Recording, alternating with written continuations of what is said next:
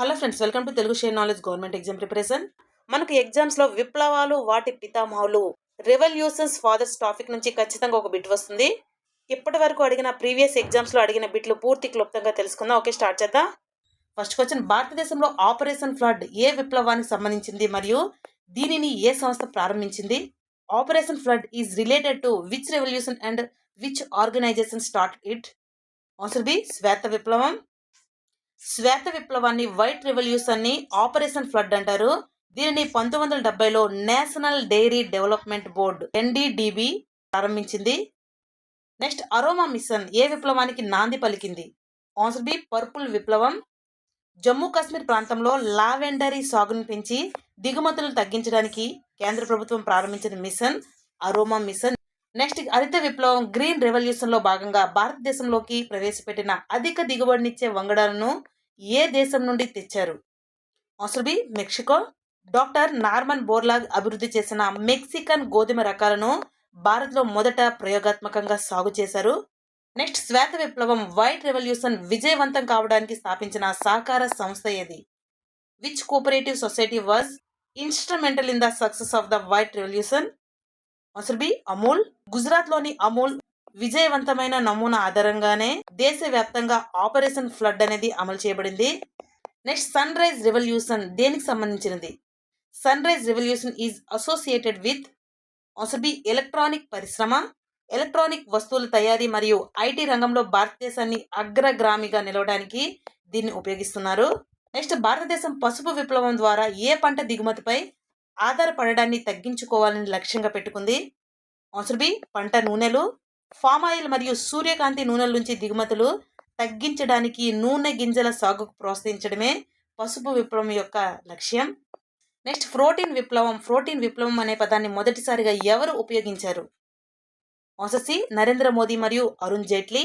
2014 union బడ్జెట్లో technology ఆధారిత వ్యవసాయం ద్వారా పప్పు ధాన్యాల ఉత్పత్తిని పెంచడానికి దీనిని ప్రకటించారు. నెక్స్ట్, గోల్డెన్ ఫైబర్ విప్లవం ఏ పంటకు సంబంధించింది మరియు దీని ఉత్పత్తిలో అగ్రస్థానంలో ఉన్న రాష్ట్రం ఏది? ఆన్సర్ బి, గోల్డెన్ ఫైబర్ విప్లవం అనేది జనపనారకు సంబంధించినది మరియు దీని ఉత్పత్తిలో పశ్చిమ బెంగాల్ అనేది మొదటి స్థానంలో ఉంది. Next, saffron revolution. Saffron revolution దేనికి సంబంధించినది? Saffron revolution is related to? Answer B, సౌరశక్తి. సౌరశక్తి వాడకాన్ని పెంచడానికి దీన్ని ఉపయోగిస్తారు. నెక్స్ట్, రెయిన్బో రెవల్యూషన్ దేనికి ఉద్దేశించబడింది? ఆన్సర్ బి, వ్యవసాయ రంగంలోని అన్ని విప్లవాలను ఏకీకరణ. హరిత, శ్వేత, నీలి మరియు పసుపు విప్లవాలు వంటి అన్ని విప్లవాలను కలిపి వ్యవసాయాన్ని సమగ్రంగా అభివృద్ధి చేయడమే రెయిన్బో రెవల్యూషన్ యొక్క ముఖ్య లక్ష్యం. నెక్స్ట్, భారతదేశంలో నీలి విప్లవం 2.0 ఏ కాలంలో అమలు చేయబడింది? ఆన్సర్ సి, 2015 నుంచి 2020. మత్స్య సంపదను రెట్టింపు చేయడానికి 2015లో కేంద్ర ప్రభుత్వం అనేది ఈ మిషన్ ప్రారంభించింది. సిల్వర్ విప్లవం అంటే గుడ్లు, సిల్వర్ ఫైబర్ అంటే పత్తి అని అర్థం. గోల్డెన్ విప్లవం అంటే పండ్లు, తేనె మరియు గోల్డెన్ ఫైబర్ అంటే జనపనార. MS స్వామినాథన్ గారు పర్యావరణానికి హాని కలగకుండా దిగుబడి పెంచాలని దీన్ని ప్రతిపాదించారు. Ever green revolution. నెక్స్ట్, భారతదేశంలో హరిత విప్లవ పితామహుడు ఎవరు? Who is the known as the father of green revolution in India? Answer B, MS Swaminathan. Next, నీలి విప్లవం దేని ఉత్పత్తికి సంబంధించినది? ఆన్సర్ సి, చేపలు. నెక్స్ట్, రజత విప్లవం దేని సూచిస్తుంది? ఆన్సర్ సి, గుడ్లు మరియు కోళ్ల పెంపకం. నెక్స్ట్, ముడి చమురు ఉత్పత్తికి సంబంధించిన విప్లవం ఏది? ఆన్సర్ ఏ, నలుపు విప్లవం, బ్లాక్ రెవల్యూషన్. నెక్స్ట్, బంగారు విప్లవం దేనికి సంబంధించినది? ఆన్సర్ బి, హార్టికల్చర్ మరియు తేనె. నెక్స్ట్, భారతదేశంలో శ్వేత విప్లవ పితామహుడు ఎవరు? Who is the father of the white revolution in India? Answer C, Varghese Kurien. భారతదేశాన్ని ప్రపంచంలోనే అతిపెద్ద పాలు ఉత్పత్తి చేసే దేశంగా మార్చారు. నెక్స్ట్, గులాబీ విప్లవం దేని ఉత్పత్తికి సంబంధించినది? ఆన్సర్ బి, ఉల్లిపాయలు మరియు రొయ్యలు. నెక్స్ట్, ఎల్లో రెవల్యూషన్ పసుపు విప్లవం దేనికి సంబంధించినది? ఆన్సర్ సి, నూనె గింజలు. ముఖ్యంగా ఆవాలు, సూర్యకాంతి వంటి 9 రకాల నూనె గింజల ఉత్పత్తిని ప్రోత్సహిస్తుంది. నెక్స్ట్, భారతదేశంలో ఎరుపు విప్లవం పితామహుడు ఎవరు? Who is the father of red revolution in India? Answer A, Vishal Tiwari. మాంసం మరియు టమాటా ఉత్పత్తిని పెంచడానికి ఎరుపు విప్లవం ప్రారంభమైంది. దీనిని విశాల్ తివారీ నేతృత్వం వహించారు. నెక్స్ట్, బూడిద విప్లవం గ్రే రెవల్యూషన్ దేనికి సంబంధించినది? ఆన్సర్ బి, ఎరువులు. వ్యవసాయంలో రసాయనిక ఎరువులు వాడకాన్ని మరియు ఉత్పత్తిని పెంచడానికి ఈ విప్లవం అనేది ఉద్దేశించబడింది. నెక్స్ట్ బ్రౌన్ రెవల్యూషన్ గోధుమ రంగు విప్లవం దేనిని సూచిస్తుంది? ఆన్సర్ ఏ తోలు మరియు కోకో. తోలు మరియు సాంప్రదాయేతర ఇంధన వనరుల అభివృద్ధిని ఈ విప్లవం సూచిస్తుంది. బ్రౌన్ రెవల్యూషన్ కి గల కారకులు ఎవరు అంటే Hiralal Chowdary.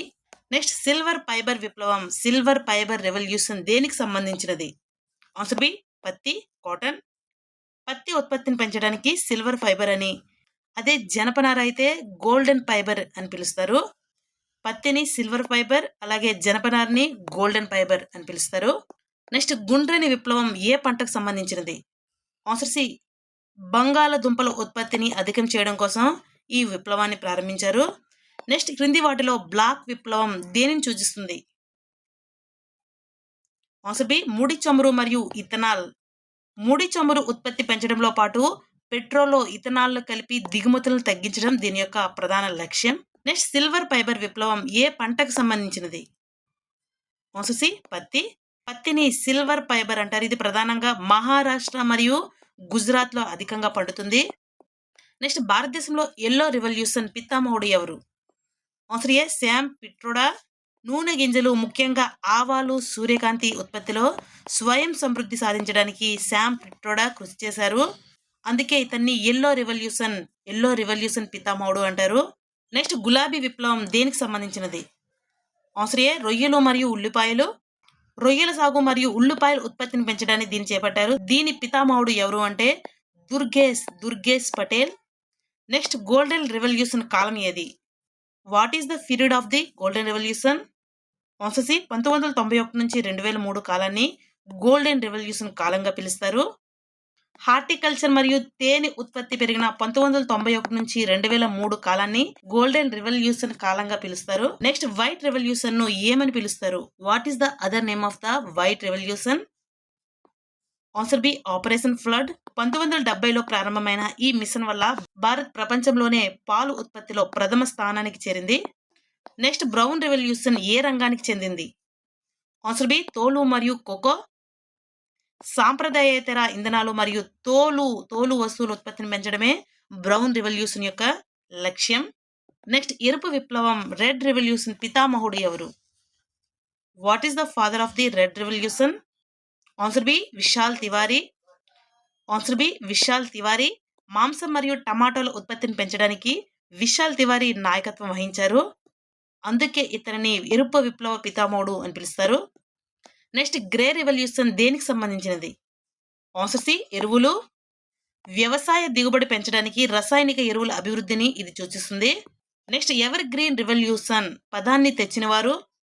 Answer B MS Swaminathan. Next protein revolution దేని ఉత్పత్తిని పెంచడానికి ఉద్దేశించబడింది? ఆన్సర్ సి పప్పు ధాన్యాలు. ప్రధాని నరేంద్ర మోదీ 2014లో పప్పు ధాన్యాల సాగు కోసం దీన్ని ప్రకటించారు. నెక్స్ట్ హరిత విప్లవం అనే పదాన్ని మొదట వాడిన వ్యక్తి ఎవరు? Answer C William Goud.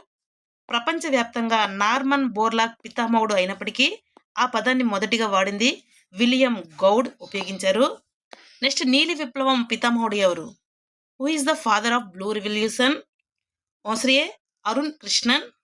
Doctor Arun Krishnan మరియు హీరాలాల్ చౌదరి చేపల ఉత్పత్తి పెంచడంలో కీలక పాత్ర పోషించారు. నెక్స్ట్ సిల్వర్ రెవల్యూషన్ పితామహురాలు లేదా పితామహుడు ఎవరు? Who is the father or mother of silver revolution? Answer A Indira Gandhi.